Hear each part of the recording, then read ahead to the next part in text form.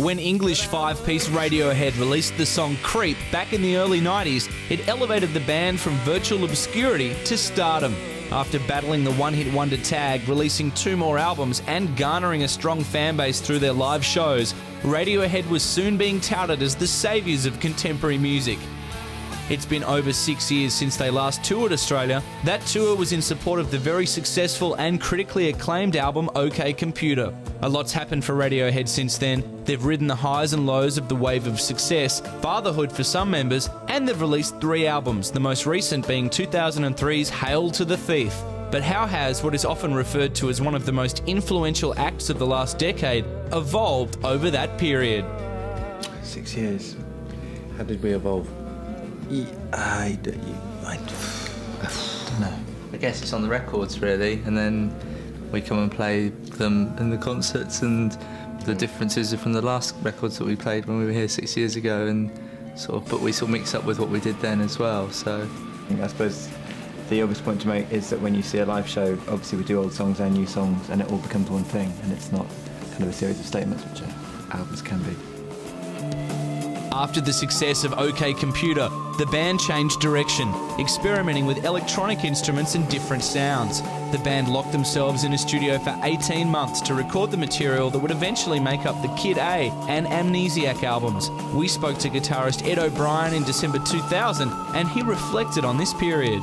Once you become recognised as, we were recognised as quiet verses, loud choruses, quiet verse, middle eight, bit of misery and out. And it's the worst thing with us is being typecast, and we're like reactive.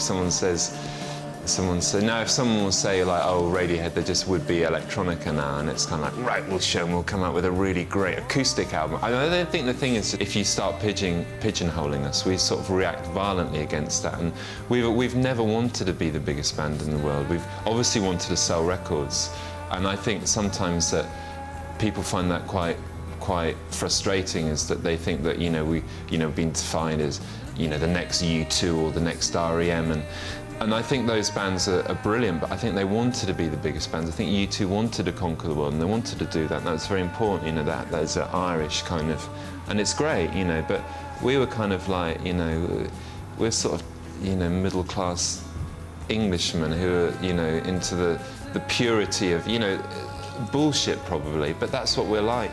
We've always liked, as well, the kind of the indie side of things. We're very much into kind of the honour of selling fewer records and not whoring yourself out. And it's bullshit, really, but it's just the way that we are. Something big is gonna happen.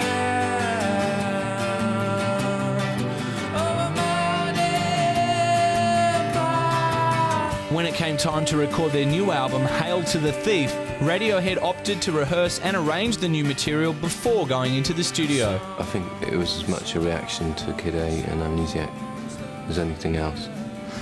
Rather than 2 years, it was mostly done in 2 weeks. And I think we're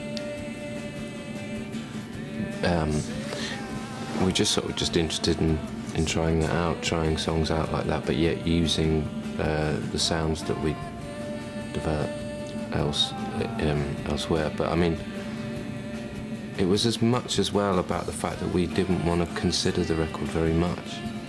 We wanted to just work very fast, and it was written quite fast as well. And it was a process of sort of discovering, doing things off the moment and then leaving them and then not agonising them over.